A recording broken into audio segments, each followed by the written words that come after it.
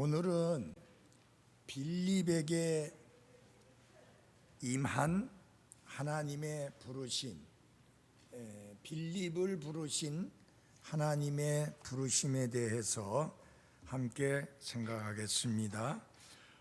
사도행전 21장 8절 보면 빌립을 가리켜서 복음 전도자 빌립이라 이렇게 부르고 있는 것을 볼 수가 있습니다. 그런데 빌립이 언제 어떻게 소명을 받았느냐에 대해서 말씀을 자세히 하고 있지는 않지만 우리가 주목할 만한 몇 가지 중요한 사실이 있습니다. 자, 사도행전 6장에서 먼저 찾아보도록 하겠습니다. 사도행전 6장, 사도행전 6장 3절입니다. 그러므로 형제들아, 너희는 너희 가운데서 정직하다는 평판이 있고 성령님과 지혜가 충만한 사람 7을 찾아내라. 우리가 이 일을 그들에게 맡기고 오직 우리는 계속해서 기도와 말씀 사역에 전념하리라 하니라. 온 무리가 이 말을 기쁘게 여기고 믿음과 성령님이 충만한 사람 스데반과 그 다음에 누가 나오죠? 빌립과 브로고로와 니가누로와 디몬과 바메나와 안디옥 출신의 유대교 개종자 니골라를 택하여 사도들 앞에 세우니 사도들이 기도하고 그들에게 안수하니라. 여기서 보면은 7명의 남자를 세웠고 그 중에 하나가 빌립입니다. 이 영어 성경에 보면은 7 남자라는 말씀이 나와 있습니다. 그래서 여자가 아니고 남자, 7men이라고 했거든요.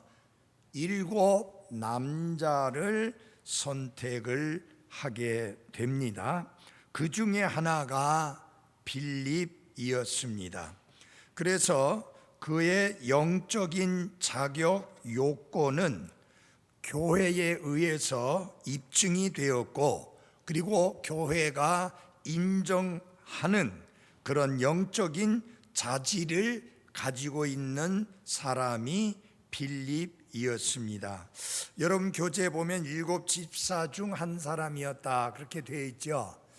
그렇게 믿는 사람도 있고 그거를 공격하거나 뭐라고 말하고 싶은 마음은 추워도 없습니다. 근데 중요한 거는 집사라는 말이 한마디도 안 나온다는 거예요. 본문에 7 남자를 선택을 해라 그렇게 되어 있습니다. 그래서 성령과 지혜가 충만한 사람 7, 그 자매님들에게 죄송한 이야기지만은 성경에서 사람이라 할 때는 항상 남자를 의미하는 내용입니다. 그럼 뭐 여자는 뭐냐, 사람이 아니냐, 그런 의미는 아니고 자관 성경 기록에 사람이라고 말할 때는 남자를 일컬어 말할 때 그렇게 했습니다. 그래서 어떤 흠정역 성경 번역본을 보니까 7 남자를 이렇게 했습니다. 그게 정확해요.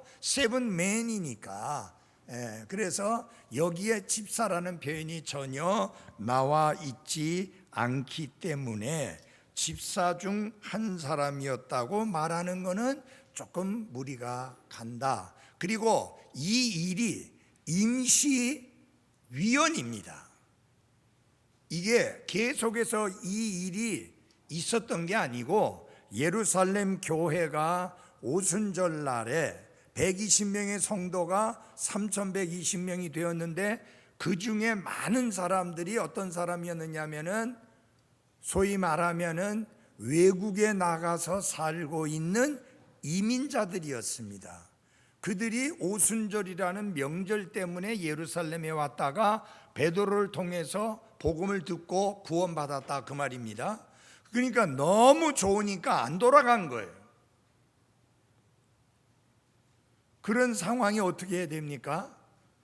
그 예루살렘 교회 성도들이 그분들을 돕고 이렇게 챙기게 되어졌는데, 그래서 상을 섬기는 일이 생기게 되어졌는데, 그 일로 인하여 약간의 분쟁이 생기게 되니까 사도들이 안 되겠다, 이 일을 섬기는 사람들을 위해서 7 남자를 선출을 하자, 그렇게 해서 세운 사람들이 7 남자들이고 그 중에 하나가 빌립이었습니다. 그러나 여러분이 잘 알다시피 지난번에도 설교 들었잖아요. 사도행전 8장의 1절에 보니까 예루살렘 교회에 큰 핍박이 일어나 가지고 사도들 외에는 다 뿔뿔이 흩어졌습니다. 그러면 상 섬기는 일을 관장에서 주관해서 해야 할 그 위원들이 필요할까요? 필요하지 않을까요? 필요하지 않았어요. 그래서 자연스럽게 그냥 그들의 일은 끝나버린 거예요. 그래서 집사 중에 한 사람이라고 말하는 것은 무리가 있다. 7 남자 중에 한 사람이라고 하는 것이 맞고, 사도행전 다른 곳에 보면은 7 남자 중 하나인 빌립이라는 표현까지도 있습니다. 거기에서도 집사라고 되어 있지 않는데 개역성경에는 그거를 집사라고 작은 글씨 그렇게 넣습니다만은 맞는 것은 아닙니다. 그러나 이들이 집사라고 믿는 사람들은 그들이 믿고 싶은 대로 믿겠지만은 성경의 앞뒤 정황과 문맥과 모든 것을 보았을 때 집사는 아니다라고 하는 것입니다. 근데 빌립이 영적으로 아주 뛰어나고 그리고 훌륭한 자질을 가지고 있다고 있었던 사람이라는 것을 알 수 있는 게 무엇이냐 하면은, 정직하다는 평판이 있고 성령님과 지혜가 충만한 7 남자를 선택하게 될 때에 그 중에 한 사람으로 선택된 사람이, 선출된 사람이 빌립이기 때문에 그가 영적으로 뛰어난 자질을 가진 사람이라는 것을 볼 수 있습니다. 자, 여기에서 보면은 비록 상을 섬기는 일이었지만은 그 일을 주관하고 섬기는 사람을 선출하게 될 때에 거기 자격 조건이 나옵니다. 먼저는 정직하다는 평판이 있는 사람이다 라고 하는 겁니다. 여러분, 거짓말을 잘하는 사람이 이 교회 안에서 특별히 재정과 관련된 그런 분야에서 섬긴다고 하면 끔찍한 사고가 납니다. 안 되지요. 그리고 교회 안에서 당연히 정직하다는 평판을 여기 선출된 이 사람만 받아야 되는 게 아니라 모든 사람이 그런 평판을 받아야 되는 게 맞습니다. 근데 여러분이 알다시피 아나니아와 삽비라 같은 사람은 정직하다는 평판이 있는 사람이라고 보기 어렵죠. 만약에 그런 사람이었다면 목숨을 걸고 거짓말하지는 않잖아요. 그리고 정직이라고 하는 게 하나님 앞에서나 교회 안에서나 얼마나 중요한 것인가를 하나님께서 각인시키기 위해서 거짓말을 한, 그것도 하나님께 거짓말했죠. 근데 하나님께만 거짓말한 게 아니라 하나님의 성령님만 속인 게 아니라 눈에 보이는 사도 베드로도 속였고, 그리고 결국 그것은 다른 성도들도 속인 것이 되는 거죠. 하나님은 그런 자에 대해서 그의 목숨을 걷어가심으로 아주 엄중하게 정직의 필요성을 강력하게 가르쳐 주셨습니다. 굉장히 중요한 부분입니다. 교회 안의 모든 성도들은 믿지 않는 사람들 앞에서도 물론이고 성도들 사이에서도 정직하다는 평판이 있어야 합니다. 두 번째로 성령님이 충만했다. 그리고 세 번째로는 지혜가 충만했다. 여기에서 지식이 아니고 지혜라고 하는 것을 여러분이 눈여겨볼 필요가 있습니다.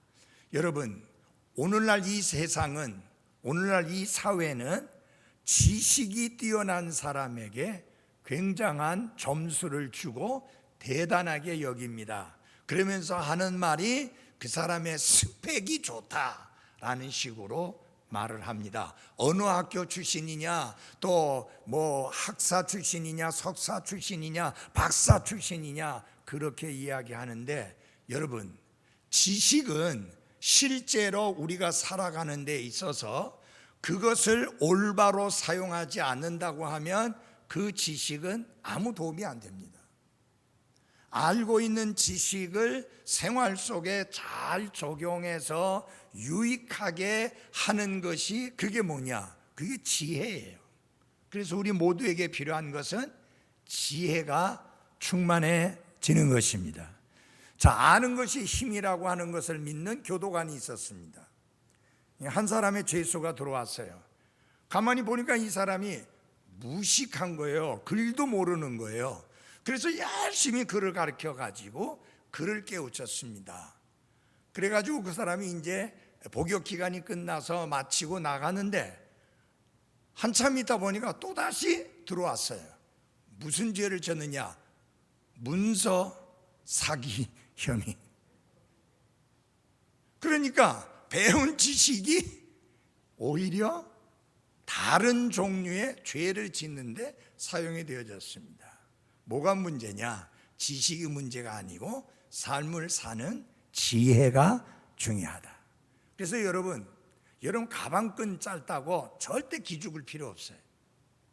왜냐하면 우리는 하나님이 주신 이 귀하고 소중한 삶을 살면서 교회 안에서 섬길 때든지 밖에서 생활할 때든지 정말 중요한 것은 뭐냐면 지혜이기 때문입니다.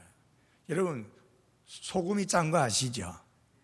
근데 그 소금을 적절하게 쓰는 지혜가 없다면 그건 아무 소용이 없어요. 부뚜막에 소금도 넣어야 짜다. 부뚜막에 소금 있으면 뭐해요? 안 쓰면, 적절하게 쓰지 않으면, 또 적절한 시기에 쓰지 않으면 아무 도움 안 되잖아요. 그래서 무엇이 중요하냐? 지혜가 중요합니다. 교회 안에서 섬김에 있어서 중요한 것은 지식이 아니라 지혜이다 라고 하는 것입니다. 그래서 7명의 남자를 특별히 선출하게 될 때에 빌립이 그 중에 한 사람으로 선출이 되어졌는데, 왜냐? 정직하다는 평판이 있고 성령님이 충만했고 지혜가 충만했기 때문입니다. 그런데 당시의 그 상황이 빌립을 사역을 하도록 이렇게 떠미는 그런 상황이 되어졌습니다. 우리 사도행전 8장 1절을 보아주시기 바랍니다.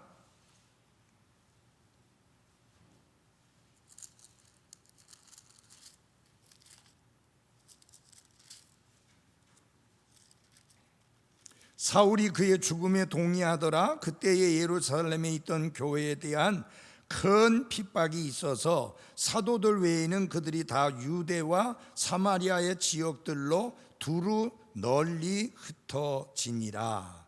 그리고 4절에 보면요, 그러므로 널리 흩어진 사람들이 각처로 다니며 말씀을 선포하니라. 그때 빌립이 사마리아 시로 내려가 그들에게 그리스도를 선포하매. 예루살렘 교회에 굉장한 핍박이 일어남으로 인해서 사도들을 제외하고 많은 성도들이 유대와 사마리아 지역들로 널리 흩어지게 되었는데, 그때의 빌립도 흩어진 상황 속에서 특별히 사마리아로 내려가서 거기에서 아주 열정적으로 그리스도의 복음을 선포했습니다. 자, 이때 물론 예루살렘 교회에서 선출된 사람으로서 신실하게 그 사역을 감당을 했었지만, 하나님께서 또 예루살렘 교회에 엄청난 큰 핍박을 허용하심으로 말미암아 흩어지게 되었는데, 여기 빌립은 사마리아 쪽으로 가서 복음을 전도하는 전도자의 사역을 신실하게 감당하게 되었습니다. 자, 여러분, 예루살렘 교회는 훌륭한 교회였습니다. 그런데 그 교회의 문제점이 무엇이었느냐? 내 교회만 생각하는 거예요. 그야말로 큰 규모의 교회가 되었습니다. 요새 영어로 말할 때 메가처치가 된 거예요. 대형 교회가 되었습니다. 그런데 여러분, 예수님이 마지막으로 주신 명령은 무엇이냐면, 예루살렘에서 예수 그리스도의 복음을 선포하는 거 물론 중요합니다. 그 다음에 온 유대 지방에 예수 그리스도의 복음을 선포하는 거 중요합니다. 사마리아 지방에 또 복음을 선포하는 거 중요합니다. 땅의 맨 끝까지 복음을 선포하는 거, 그거 바로 주님의 명령입니다. 그런데 이 사도행전 1장 8절에 보면은 이게 드러나지 아니한 중요한 단어가 하나 있는데, 영어로 both라고 하는 말입니다. BOTH. 요 단어가 우리 한글 성경에는 드러나지 않았어요. 그게 뭘 말하느냐? 예루살렘의 복음을 다 선포하고, 그래서 더 이상 예루살렘의 복음을 선포할 지역이 없어지면 그 다음에 온 유대 지방으로 나가고, 그 다음에 넓혀서 사마리아 지방으로 나가고, 그 다음에 땅의 맨 끝까지 가라, 그런 말씀이 아니에요. 예루살렘과 온 유대와 사마리아와 땅의 맨 끝까지 동시에 나의 증인이 되라. 그렇다고 하면 예루살렘 교회가 그런 초대형 교회가 되었는데 어떻게 해야 됩니까? 주님이 주신 지상명령을 수행하기 위해서 유대로도 나가고 사마리아도 나가고 땅의 맨 끝까지로 가야 되는데, 갔나요? 안 갔나요? 안 갔어요. 그래서 하나님이 간섭하셔서 예루살렘 교회에 큰 핍박이 일어나는 것을 허용했고, 그 큰 핍박은 널리 흩어져서 복음을 선포하는 주의 지상명령을 원치 않았지만은 이렇게 감당하게 되는 결과를 낳게 됐는데, 그 중에 빌립이 그러했었다는 것을 볼 수 있습니다. 예루살렘 교회에서 잘 섬기고 있었던 빌립이 그의 사역의 방향을 바꾸시기 위해서 하나님이 무엇을 사용하셨느냐? 큰 핍박을 사용하셨습니다. 그래서 그 큰 핍박이라고 하는 것은 우리에게 어떤 요소냐? 실망이에요. 하나님, 왜 이렇게 교회가 끔찍하게 큰 핍박을 당하게 합니까? 실망스러운 요소예요. 그러나 그 실망스러운 요소는 무엇이 될 수 있느냐? 기회가 될 수 있다, 그 말이에요. 여러분, 예루살렘 교회에 내린 큰 핍박으로 인해서 어떤 기회가 열렸습니까? 사마리아에 복음을 널리 선포하고, 그뿐만 아니라 많은 사람들이 널리 흩어졌는데 사마리아까지만 간 게 아니라 외국까지도 갔다고요. 그러므로 그 흩어진 사람들이 뭐 했느냐? 하나님께 원망하고 불평하면서 어떻게 이런 일들이 있을 수 있느냐라고 그렇게 한 것이 아니라, 흩어진 사람들이 어떻게 했는지 한번 봐주시기 바랍니다. 사도행전 8장 4절입니다. 그러므로 널리 흩어진 사람들이 각처로 다니며 말씀을 뭐하니라? 선포하니라. 그래서 이걸 우리가 뭐라고 말하느냐? 위기가 뭐가 된 거예요? 기회가 된 겁니다. 널리 흩어진 사람들이 이제 각처로 다니면서 복음을 선포하게 된 것입니다. 그래서 실망스러운 요소가 하나님의 계획을 이루는 하나의 도구로 사용이 되어졌는데, 하나님께서 빌립으로 하여금 또 다른 사역으로 쓰임을 받을 수 있도록 전환시키는 데 있어서 하나님이 큰 핍박을 사용하셨고, 그 큰 핍박으로 인하여 빌립이 사마리아 시까지 내려가서 거기에서 복음을 열심히 선포하게 된 것입니다. 때때로 굉장한 어려움이 그가 설교자로 부르심을 받게 되는 계기가 되는 경우들을 볼 수 있습니다. 너무 힘들어지고 너무 어려워지고, 그리고 낮아질 대로 낮아진 상태에서 하나님이 나를 설교자로 부르시고 계시구나 라는 것을 깨닫고 그렇게 헌신하는 사람들의 경우들이 많이 있습니다. 물론 기회라고 하는 것이 소명이다, 부르심이다 라고 말을 할 수는 없지만, 하나님께서 남자를 불러서 그분의 귀한 사역을 맡기시는 방법이 될 때가 있습니다.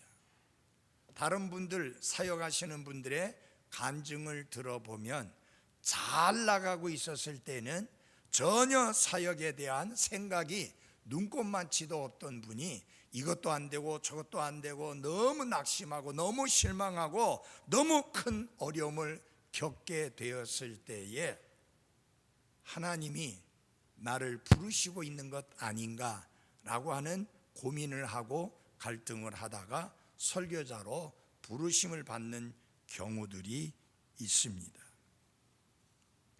저 자신도 목사가 되려고 하는 생각 자체는 없었어요. 저는 음악을 좋아했고 음악을 통해서 주님을 섬기면 좋겠다라는 생각을 가지고 있었는데, 그것을 할 수 있는 가능성이 계속 막히는 거예요. 왜냐하면 뭐가 없어서? 돈이 없어서. 그래서 내려놓게 된 거예요. 그때 선교사님이 너 혹시 하나님께서 너를 사역자로 부르시고 있지는 않는지 기도해봐라, 그렇게 말씀을 해주시더라고요. 그래서 여러분, 하나님이 위에서부터 내 귀로 정확하게 들을 수 있는 음성으로 아무개야 너는 목사가 되라 라고 말씀을 하신다면 가장 정확하지요. 근데 그런 사람들은 구약시대에는 있었는데 신약시대에는 없다 그 말이죠. 또 신약시대에도 예수님이 이 땅에 직접 계셨을 때는 직접 이름 부르시면서 나 따르라 했지만, 지금은 그런 시대가 아니기 때문에 자신의 소명에 대해서 헷갈릴 때가 있습니다. 어떤 사람은 소명이라고 생각을 해서 신학교도 갔고 졸업을 했고 사역을 한다고 뛰어들었는데 전혀 사역자가 아닌 경우들을 발견합니다. 그런가 하면은 정말 나는 아니다 라고 생각을 했는데 하나님의 부르심을 확신하고 사역에 뛰어들어서 훌륭하게 사역을 하시는 분들도 있습니다. 우리가 쉽게 이리저리 판단할 수는 없지만은 어떤 위기라고 하는 것이 때로는 하나님이 하나님의 사람을 부르는 기회나 방법이 될 수는 있다라고 하는 것입니다.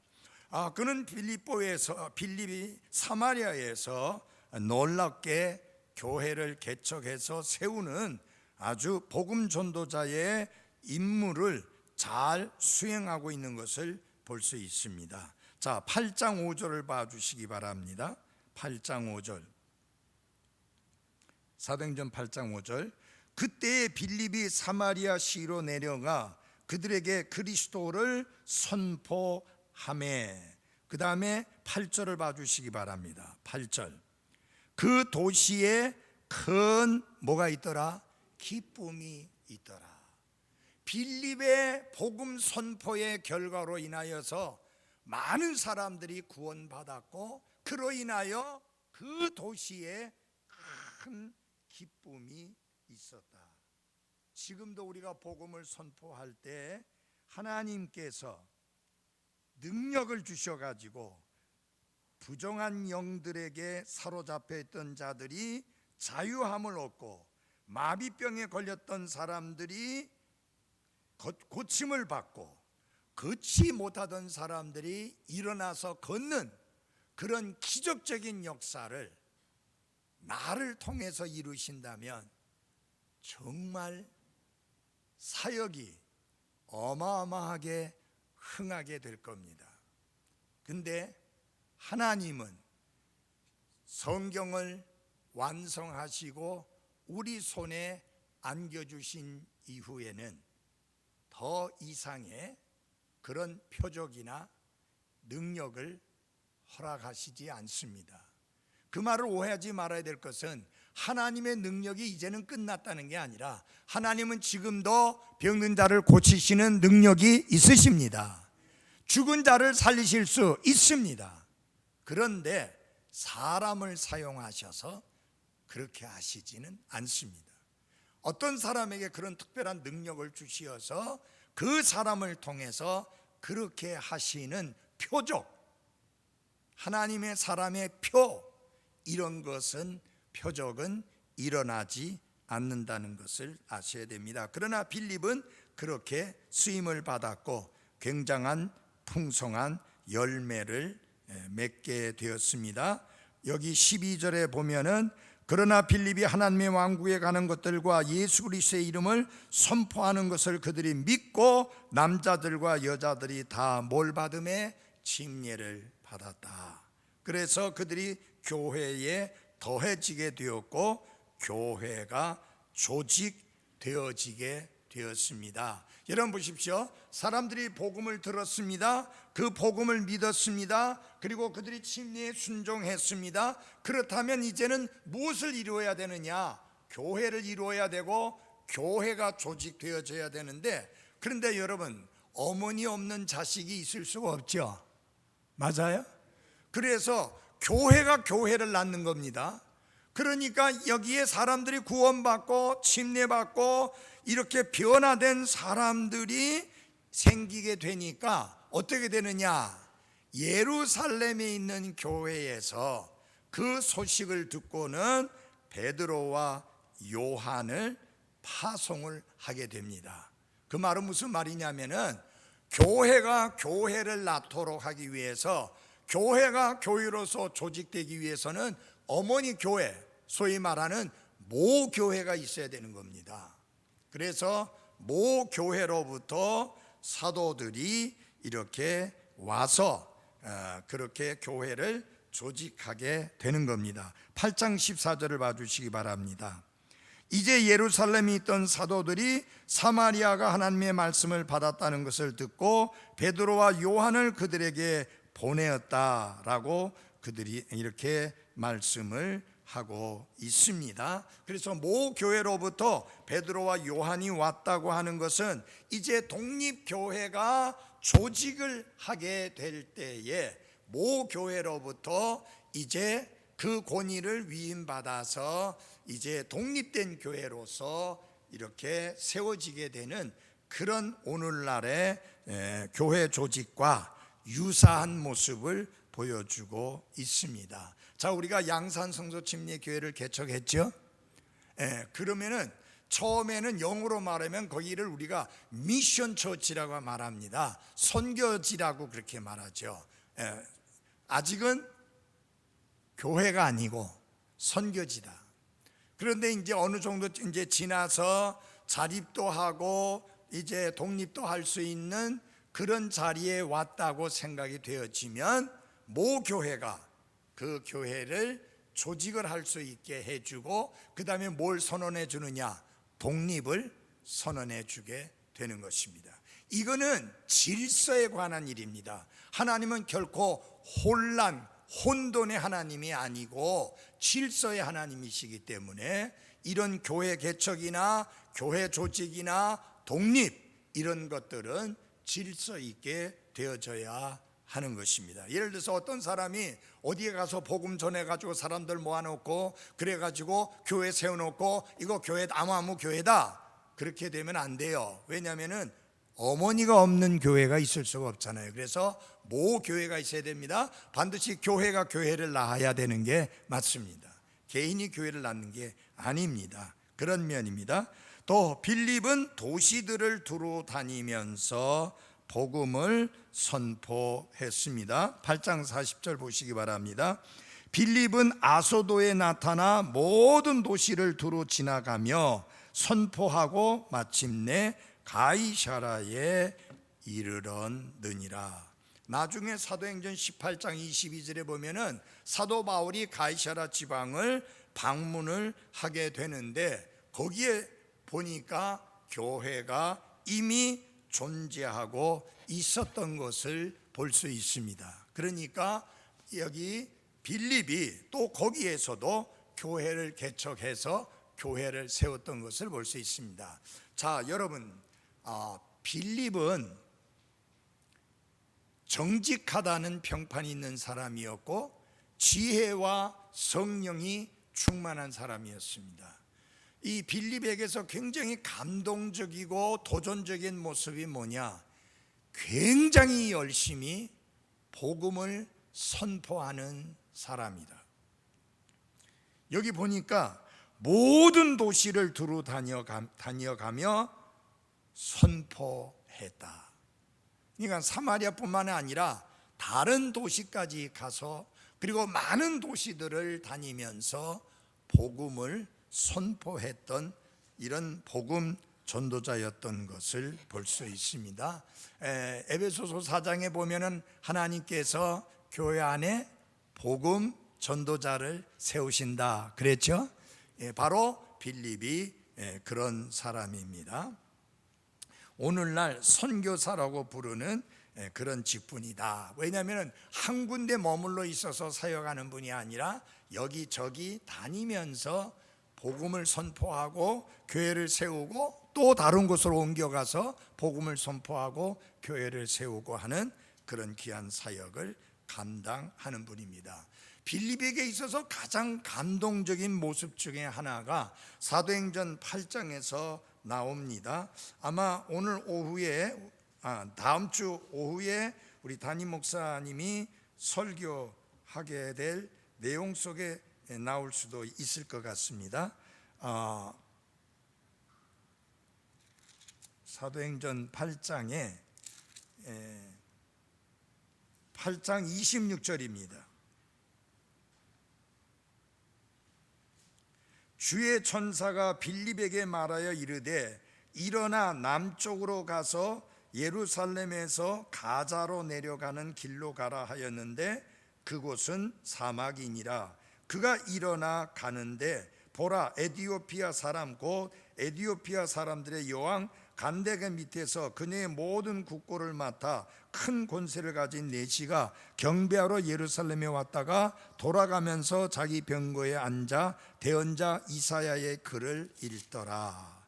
여러분, 베드로 여기 빌립이 사마리아에서 복음을 선포해서 수많은 남녀가 구원받고 침례를 받았습니다. 그리고 계속해서 큰 열매가 더해지고 있는 상황입니다.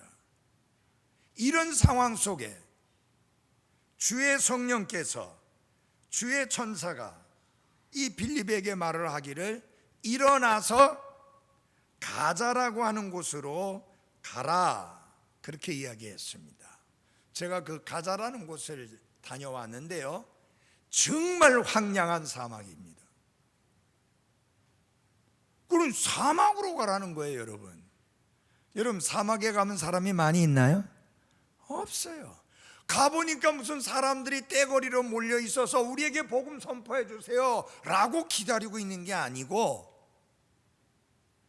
에티오피아 여왕의 국고를 맡은 소위 재무장관 같은 사람이 예루살렘에 경배를 하러 왔다가 가고 있습니다. 물론 신하들도 좀 같이 있었겠지만 그 몇 명 근데 주의 천사가 지시한 건 누구냐면은 바로 그 에티오피아 내시에게 복음을 전하라는 거잖아요. 아니 사마리아의 그 수많은 남녀들이 구원받고 침례받고 굉장한 부흥의 역사가 일어나고 있는데 그 사막으로 가가지고 그 한 사람을 대상으로 해서 복음을 전하라. 참 어이없잖아요. 우리가 인간적으로 생각할 때. 근데 중요한 거는 여기 보니까 그가 일어나 가는데 아무 조건도 달지 않았고 아무런 반문도 하지 않았고 지시하는 대로 일어나서 사막으로 갔다라고 하는 겁니다. 정말 저는 이 모습에서 빌립의 놀라운 감동적인 도전적인 모습을 봅니다. 아무리 여기에서 놀라운 역사가 일어나고 있어도 하나님께서 다른 곳으로 가라고 하면 기꺼이 가는 그 빌립의 모습이 상당히 도전이 됩니다. 사랑하는 여러분, 여러분이 그리스도인으로서 삶을 살면서 꼭 이 한 가지는 배우시기 바랍니다. 주님이 말씀하시면 그 말씀에 따라 일어나십시오. 그리고 주님이 가라고 하는 그곳으로 가십시오. 오늘 아침에 설교에서 말씀드릴 겁니다. 하나님이 요나에게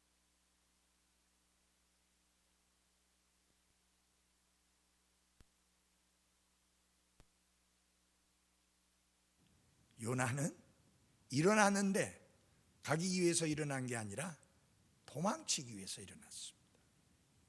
여러분, 일어나는데 불순종하고 거역하기 위해서 일어나는 게 아니라 순종의 발걸음을 떼기 위해서 일어나는 그런 그리스도인들이 되시기를 바랍니다.